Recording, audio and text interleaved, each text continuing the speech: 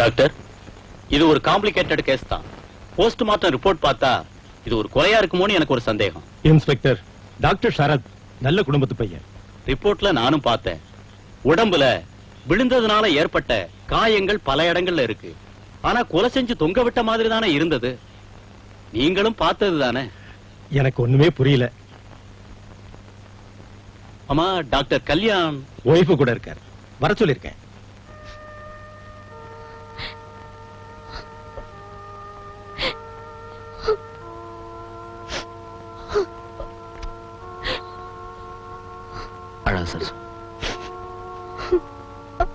Doctor, உங்களை chief doctor கூப்பிடுறாரு.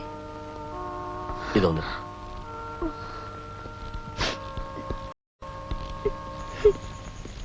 எதுக்கும் இந்த கேஸ்ல இங்க இருக்கிற ஸ்டாஃப் மட்டும் இல்ல, டாக்டர் கல்யாணும் அவர் ஒய்ஃபையும் மறுபடியும் விசாரிக்கணும். டாக்டர் கல்யாண், உங்க ஒய்ஃபுக்கு எப்படி இருக்கு? இப்ப பரவாயில்ல. கல்யாண், போலீஸ் உங்க ஒய்ஃபு கிட்ட மறுபடியும் அதை கேட்கணுமா? கேட்கலாம் டாக்டர். வந்து என் ஒய்ஃப் இன்னைக்கே நான் டிஸ்சார்ஜ் பண்ணி வீட்டுக்கு கூட்டு போலான்னு இருக்கேன். அதனால நீங்க தேவைப்பட்டா நாங்க வீட்டுக்கு வரோம். Okay inspector. அப்ப நீங்க அழைச்சிட்டு போங்க. Thank you doctor.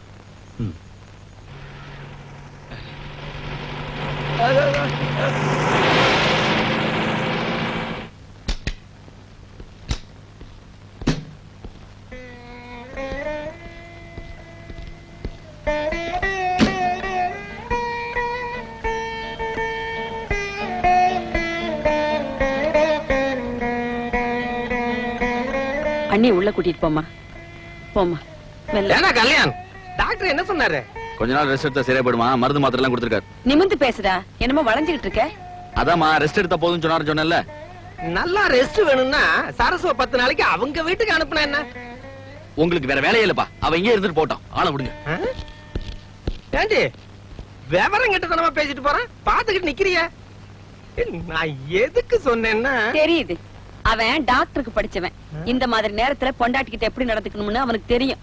எல்லாரும் உங்கள மாதிரி இல்ல. என்ன என்ன இத பத்தி எனக்கு தெரியாதா? என்ன சொல்லிடுவேன். வேண்டாம் வேண்டாம் வேண்டாம். அண்ணி, இப்போ உங்க உடம்பு எப்படி இருக்கு? நீங்க வீட்ல எல்லாமே எனக்கு பொழுதே போகல அண்ணி. நான் உங்களை ரொம்ப படுத்துறேனா? அப்படிலாம் ஒண்ணும் இல்லம்மா. பாவம் அண்ணன் கூட நீங்க இல்லாம ரொம்ப தவிச்சு போயிட்டாரு. சரி சரி, நீங்க ரெஸ்ட் எடுத்துக்கங்க, நான் அப்புறம் வரேன்.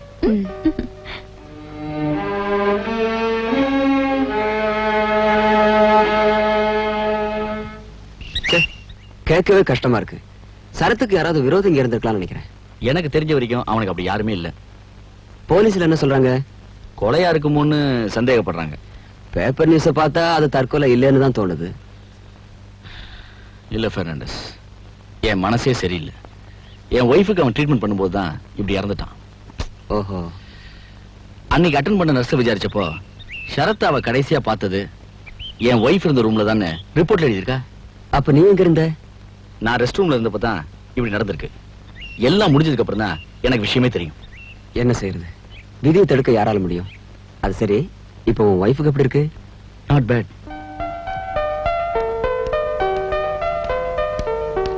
சரசு எங்கம்மா போற?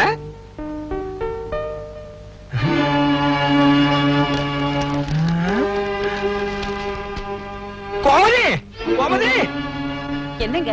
சரசு எங்கயாவது போறேன்னு உன்கிட்ட சொன்னாளா? இல்லையே. ஏன்?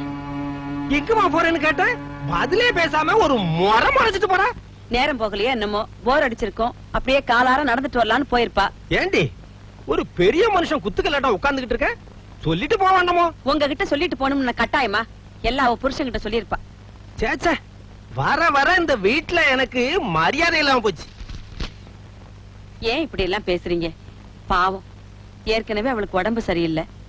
இந்த அபாஷன் ஆனதுல இருந்து மனசு சரியில்லையோ என்னமோ. நீ அவளுக்கு சப்போர்ட் பண்றியா? ஏன் பண்ண மாட்டேன்? கோயில்ல மீட் பண்ணி அடக்கமான பொண்ணு, அழகா இருக்கா, அது இதுன்னு சொல்லித்தானே மருமகளை கூட்டிட்டு வந்த. இதுவும் பேசுவேன், இன்னமும் பேசுவேன். சரிதான், நிறுத்துங்க. போதும் பார்த்தா என்னமோ குடியே முழுகிட்ட மாதிரி கடந்து குதிக்கிறீங்களே.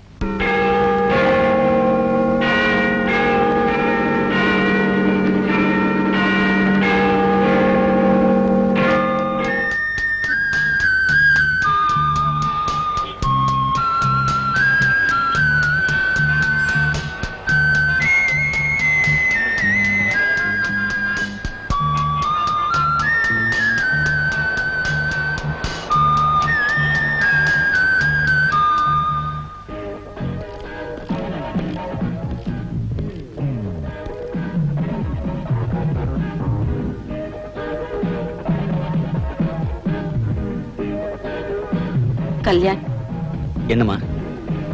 நீ உன் பொண்டாட்டிக்கு ரொம்ப இடம் கொடுத்துட்டேன்னு நினைக்கிறேன்ப்பா. என்னம்மா சொல்றீங்க? ஆரம்பத்துல அடக்க ஒடுக்கமா இருந்தவன் இப்ப யாரையுமே மதிக்க மாட்டேங்கிறா. மதிக்கிறது இல்லையா? ஆமாப்பா, அவ பாட்டுக்கு சொல்லாம கொள்ளாம வெளியில போறதும் வர்றதும் கொஞ்சம் கூட நல்லா இல்ல. வெளியில போறதா உன்கிட்ட ஏதாவது பர்மிஷன் கேட்டாளா? இல்லையேப்பா. பாத்தியா, நான் அப்பவே சொல்லல, எல்லாம் இவன் கொடுக்கிற இடம் தான். கொஞ்சம் புரியும்படியா சொல்லுங்கப்பா. ஒரு வயசு பொண்ணு எங்க போறோம் வர்றோம்னு கூட சொல்லாம வெளியில போயிட்டு நேரம் கழிச்சு வீட்டுக்கு வந்தா என்ன பார்த்தோம்? ஏதாவது கேட்டா ஒரு மாதிரியா பாக்குறா. பொண்டாட்டியை தூக்கி தலையில வச்சுக்கிட்ட அப்புறம் இறக்குறது ரொம்ப கஷ்டம். இப்படியே போனா நாளைக்கு உன் மரியாதையும் காத்துல பறக்கும். அவளை கொஞ்சம் அடக்கியே வை.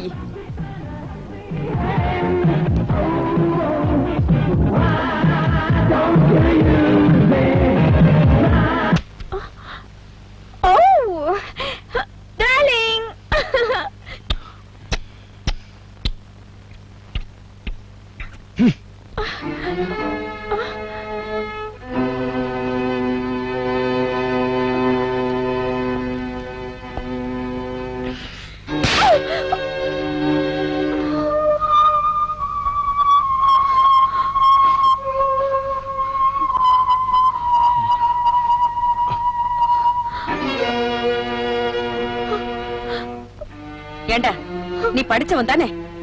நான் அவளை அடக்கித்தான் வைக்க சொன்னேனே தவிர அடிக்க சொல்லல. அம்மா நீ இப்படி மிருகத்தனமா நடந்துக்குவேன்னு தெரிஞ்சிருந்தா நான் உன்கிட்ட எதையுமே சொல்லிருக்க மாட்டேன். நான் எது- பேசாதடா. பொம்பளை அடிக்கிறவன் மனுஷனே இல்ல. சரசு, உனக்கு என்ன ஆச்சு? ஏம்மா இப்படி எல்லாம் நடந்துக்கிற? சரி சரி, வாம்மா சாப்பிடலாம். நீ வாடா.